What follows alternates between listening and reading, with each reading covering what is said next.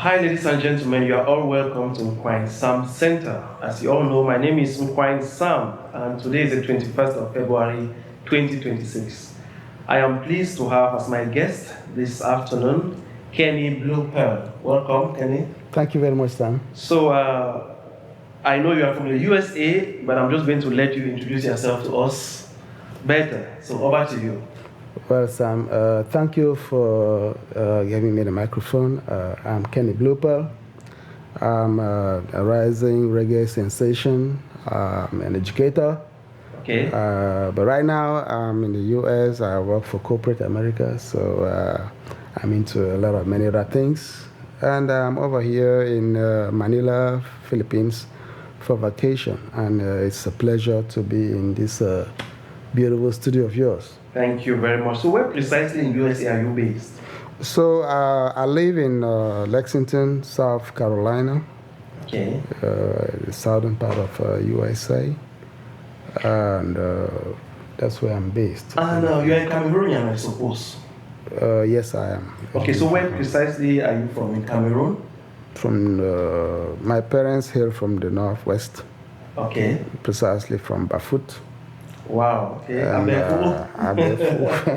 Yeah. Okay, that's nice. Yeah, but I was born and bred in Kumba, southwest region, and I grew up there. That's pretty much my home as well. Okay. Yeah. So when and why did you leave Cameroon? Do you have any reason?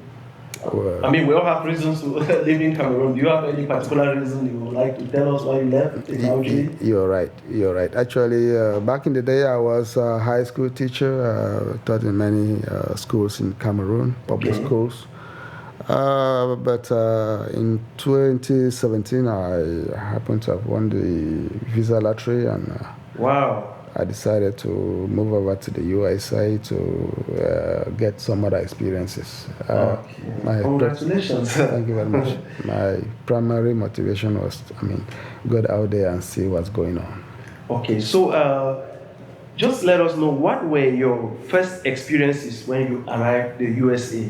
Like cultural shock? I mean, people have a lot of stories to say when they arrived. Do you have any, like something in that regard? Most certainly, yeah. Well, Cameroon is another part of the world. Okay. The US is a different experience altogether. Among the things that shocked me when I moved over there, was what I would call the apparent disrespect that people have, for other people. They're not so much into politeness, They just say what they want to say. They don't give a shit. They don't give a shit. The language that you hear on the streets is kind of dirty. Okay. A lot of cursing and stuff like that. I'm not used to that. And did you feel like giving up when I know there is a kind of difficulty I hear when people go there, they have to start all over. Sure. Life is somebody, a high school lecturer, or teacher, you go there, you have to start. Yeah. Did you not feel like giving up? Well, I must say that the USA is not heaven. Okay. You go there like anywhere else in the world, there's a time you have to adapt to local realities and stuff like that. Yeah, okay. My personal experience was that I was psychologically prepared for all of that. Okay. I knew I wasn't moving into a bed of roses, so I had to accept the fact that you may be a professor and find yourself doing a cleaning job. Yeah, what they call odd jobs. To survive, yeah. So Bambi, as some people say. Yeah, so if I was ready for that. Okay. Yeah, I was prepared psychologically to face it out in the US. I must say that it was difficult initially because there's so much that I had going on at home. Yeah. And moving out there and having to start fresh, it wasn't quite easy. But I was equally fired by the fact that, it's a land of opportunity and you can make it by your sheer determination and hard work. Unlike back home where you need to know someone to get somewhere. You need connections. Yeah, you need connections to, you know. But many people, I mean, like you are saying, USA is not heaven, you know. I think likewise, many other countries. Sure. But there's this general conception by our countrymen back home that if you think it's difficult, come back home. So what's the reality like? Many think that life is easy abroad, but what's the real truth? Is it like, is the same thing back home, or what are the differences? Sincerely, it's not the same thing. Okay. Life is difficult abroad, but life is even more difficult at home. Let's be sincere. Because abroad, if you can be willing to work hard and you will make it. Okay. At home, you may be willing and really able to work hard and not make it. Yes, because the opportunities are rare. They are not there. And even when opportunities exist, you need to be connected. So what are some of the opportunities abroad that are not found home? Do you have any? There are many opportunities. Abroad, you can easily get a loan to do a business. Okay. If you have a good credit score, you can find a job and work. You can find a job and work as much as you want, as much as you can, and raise the capital to invest in the business. That you can do. Okay, I always hear people when they go out there like, had I known I should have learned this, I should have learned this, I should have done this. What are some of the things you advise Africans who want to travel abroad to be prepared for, to learn? AI or something? Or? There are many. It depends on what you're interested in doing. Okay. But I must say that whatever you want to do, whatever you're into, you should be prepared. Okay, if you're into IT, you should be prepared.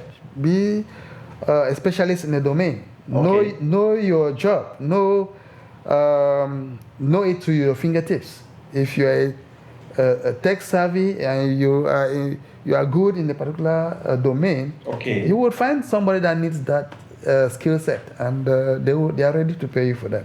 You should have some craft. Some craft. You should also do something at this. Even if you're a photographer. Wow. You would be paid well for that. Okay, if you do it well. Yes. No shame, like no. Because you don't have to be ashamed, because unlike back home where people tend to sneer at people. Yeah, I'm ashamed. People would laugh at you for doing a normal job, a normal trade, being a hairstylist. Yeah. Cool. I mean, we have a mentality issue back home, bro. Yeah. The thing is that out there, you're trying to survive. You're not into any other person's business. You're doing what you can to put bread on the table.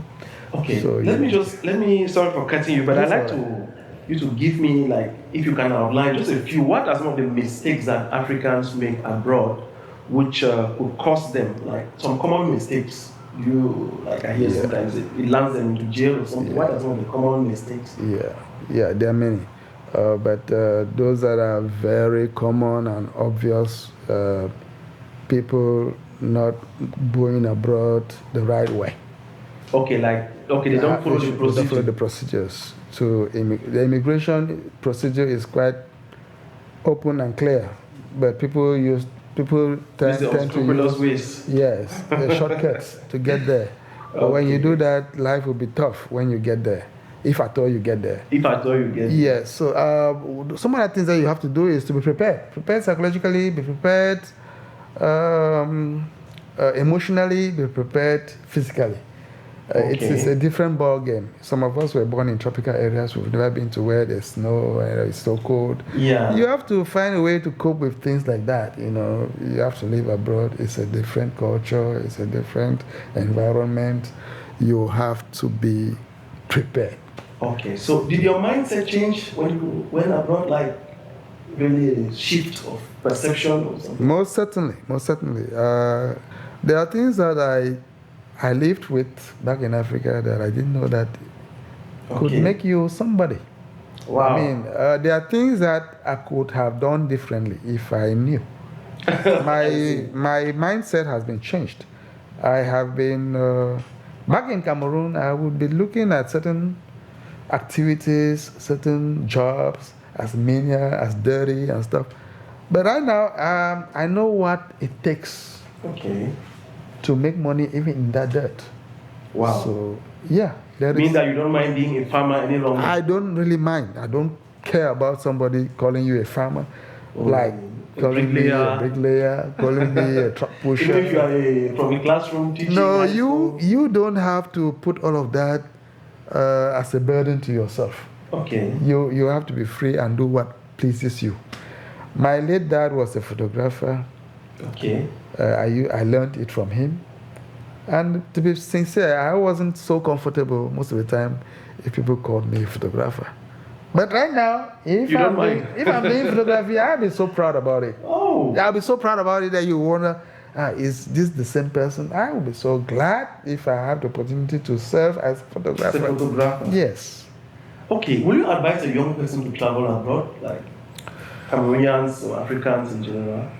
Now, listen, my answer would be two-pronged. You have the opportunity to travel abroad. If you can travel legally, if you can travel normally, you should. I mean, it will open your horizons. It will make you see life differently. Okay. But it shouldn't be do or die affair. Okay. I mean, you don't have to necessarily travel abroad. Oh. If you have the means, you have the opportunity, why not? Travel abroad. But don't have it behind your mind that there's money flowing out there that you just have to go collect. And should you also go back home when you travel abroad? When you travel abroad, definitely. If your reasons for traveling abroad is to make your life better, and if you do make it abroad, someday you should think of going back home and making the life better where you come from. I mean, we all owe something to where we are coming from. We need to make it better. Okay, enough of the abroad stories. I know you as a BluePearl, and that's your stage name. Yes. Meaning you are an artist. Should I call it singer or something? I'm an author, composer, singer, reggae enthusiast. And I'm into many other things. I'm a poet. Wow. Yeah, I write a bit, but I have not published yet. But I guess someday I will. So what made you to delve into music? Is it a hobby or a passion or something? Well, it's a passion. Actually, I'm a music fan. Okay. I like music a lot. So I play music for my own personal pleasure. Personal pleasure. Yeah. And I noticed you are into reggae. Why did you choose reggae?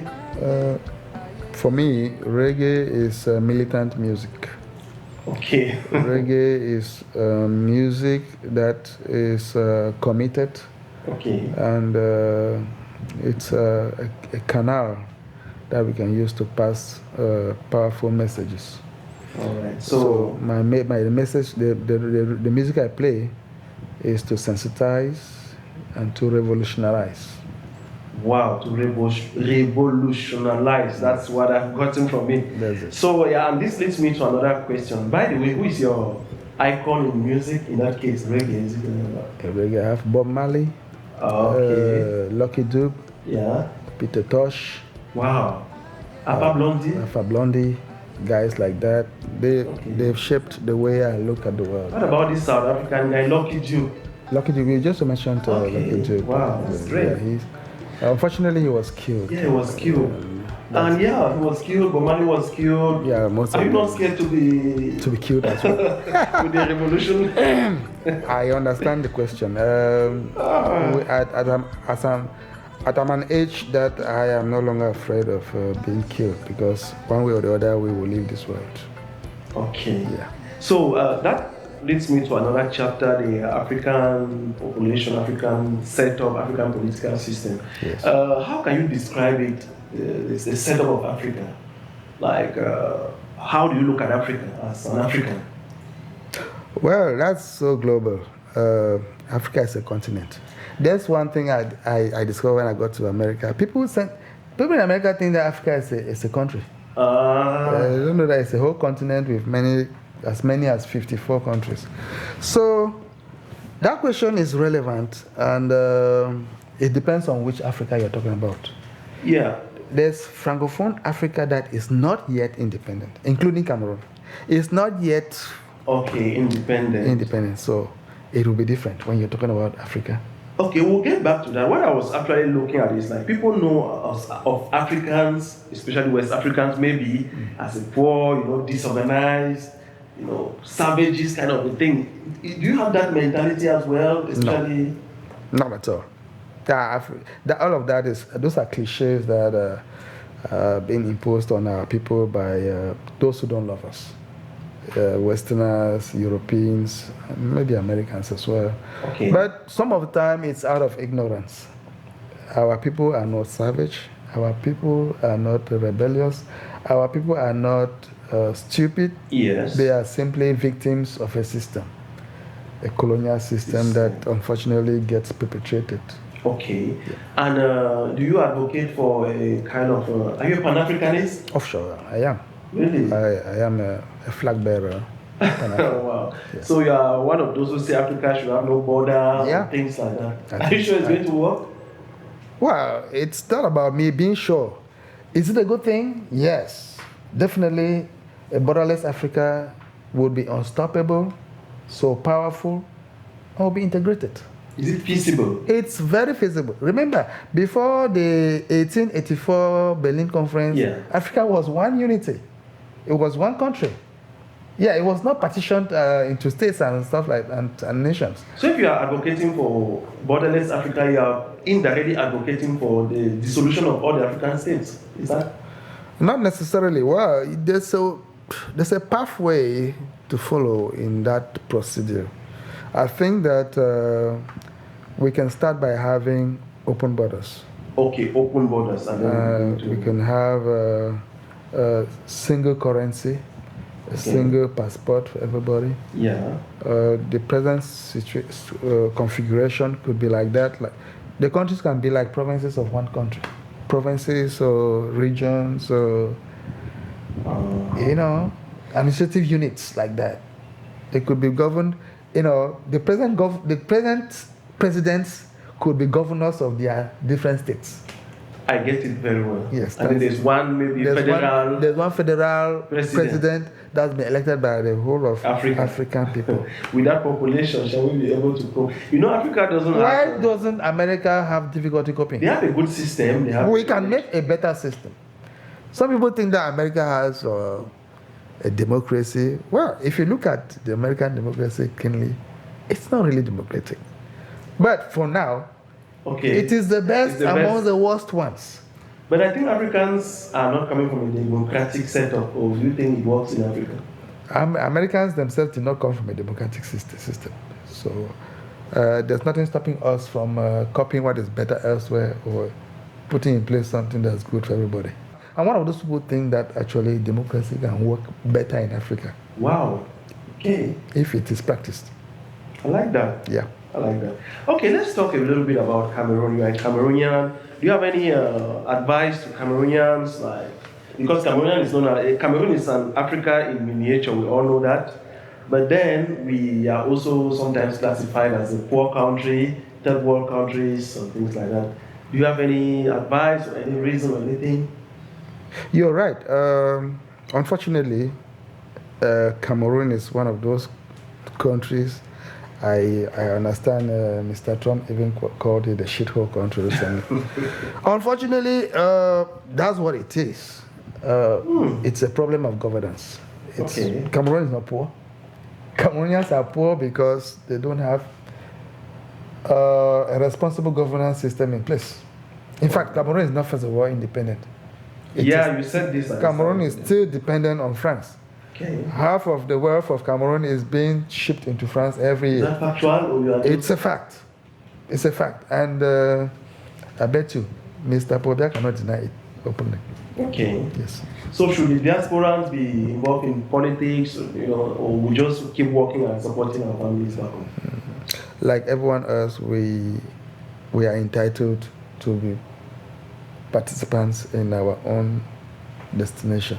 Being the diaspora doesn't stop you from participating in politics. In politics back home. Okay, thank you very much. Let's come to the Philippines. You just visited the Philippines. How do you find it? Once more, you're welcome, by the way. Thank you very much. Thank you, Mr. Sam. It's been a mind-blowing experience for me so far. I didn't imagine that the Philippines is this developed.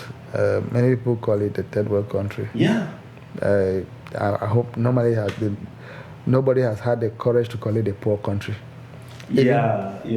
Even though there may be a bit of poverty here, but on the whole, they boast of the basic necessities. Water, amenities. They have water, electricity, good roads, food is abundant. I mean, it's a place that is good to live in. Wow, I'm glad to hear that. Yes, I've been to a number of islands around here. I was in Cebu the other day. And I was really impressed with what I saw, and I'm sure that people around here, they don't know how blessed they are. Yeah, I think so too. I used to tell them that they are really blessed. Yeah. And when you compare between Philippines and the US, especially with the stress or hard work, how do you see the two atmospheres? Let me say that since I'm here on vacation, I'm certainly not going to feel any kind of stress because I'm resting. Okay. I don't know what the situation is with people who live and work here. Who live and work here. But from what I've heard, I've gleaned from left and right, people say the work-rest balance here is good, that people don't feel stressed. And there's a lot. How do you see Filipinos and Filipinas? They are marvelous people. They are very good. They are welcoming, always smiling. I mean, I've heard many negative things before, like the people here being racist and stuff. It's true that in some places, when you go there, because you are the only black face around, people like look kind of, but on the whole, they are welcoming, they are warm. Yeah, I think so. And they are good people. Did you learn any word in Tagalog? Tagalog, I must confess, is a very difficult language to learn. Okay. But by going around in taxis and stuff like that and listening to the GPS instructions, I gleaned a few words like Sepalewa. Oh, Kalewa. Yeah. So, Kalewa, go left. Yeah. So, I mean, go right, Go right. Yeah, stuff like that. Okay. Salamat. Salama, thank you very much. Magandang umaga, magandang hapon sa inyo. Lots of words I've learned just a few. Okay, so will you, like, when you go back, will you advise Cameroonians to visit Africans to visit the Philippines?